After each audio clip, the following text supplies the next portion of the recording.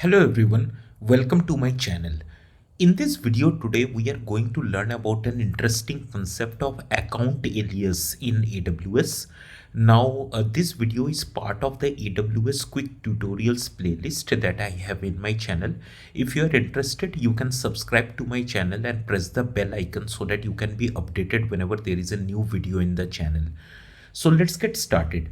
Now for this demo, I am going to log into the console. Now over here I have to log in via the root user account. So I'm going to click on this link and I'm going to type in my email ID here.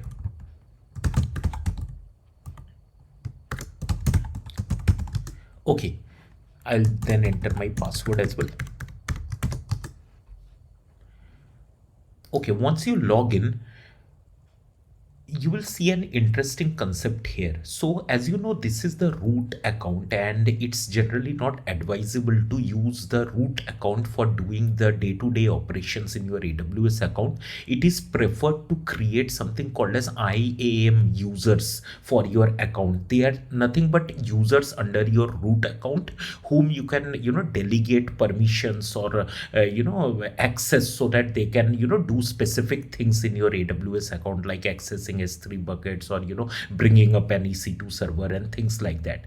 So those users, right, they need to log in as well, just like you just logged in using the root account, right? But you don't want to share your credentials with them. So if I go to the IAM service in AWS, which stands for Identity and Access Management Service, on the right hand side you can see something called as an account alias, right? Now in general the process is that after you create the IAM users, right, they can log in via this URL. Okay, and this URL has the account ID in it basically, but this URL is kind of non-user friendly because who will remember this login URL, right? Even if you share it with your IAM users, they will not remember it so easily because it is not a friendly URL. But I will show you a way through which you can turn it to a friendly URL. So you can go to this option called as account alias and you can create an account alias for your AWS account. So I'll just type in a suitable name here.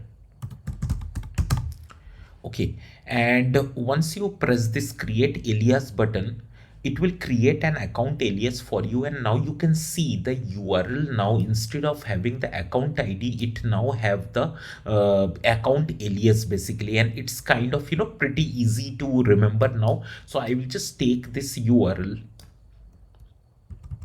or copy it from here. Okay, and I will open it in another tab here.